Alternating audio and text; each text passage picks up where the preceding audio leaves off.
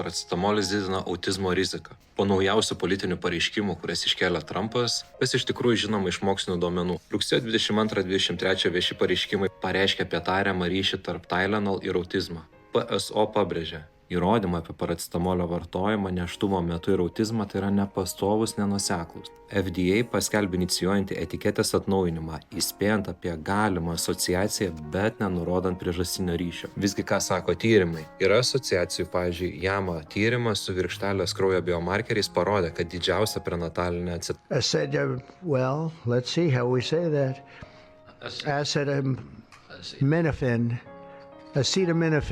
Acetaminofeno ekspozicija siejasi su didesne SD-ADHD rizika, tačiau asociacija nėra priežastis. Didžiausias iki šiol registrų tyrimas Švedijoje, dokumentavęs net 2,5 milijono gimimų, su brolių seserų kontrolė nerado padidėjusio autizmo, ADHD ar intelekto sutrikimų rizikos esant paracetamolio vartojimui. Tai rodo, kad ankstesnės sąsajas tikėtina aiškina šeiminiai ar klinikiniai veiksniai. Pagrindinė esmė yra, kad ne vaistas, o priežastis, dėl kurios jis yra vartojamas. Paracetamolį nėštumo metu dažnai vartoja karščiuojančios ar infekciją turinčios moterys. O pati motinos karščiavimo infekcijos būsena yra susijusi su didesne neurovystymosi sutrikimu, įskaitant autizmo spektro sutrikimo riziką.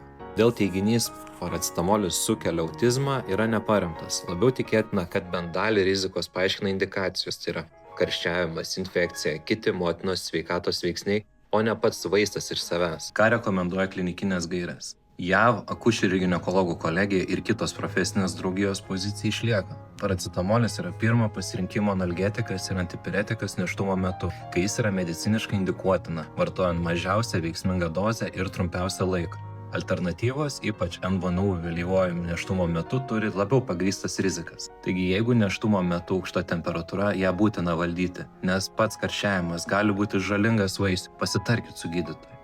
Nesavivaliaukit. Nevartokit per ilgą laiką ir venkit kombinuotų preparatų su keliais skausmą malšinančiais ingredientais. Duomenys rodo asociacijas, bet ne priežastinį ryšį. Dideli, gerai kontroliuoti tyrimai neranda, kad paracetamolis pats savaime didintų autizmo riziką. Tikėtina, kad riziką lemia bazinė būklė, tai yra karščiavimas, infekcijos, dėl kurios būtent tas vaistas ir yra vartojamas.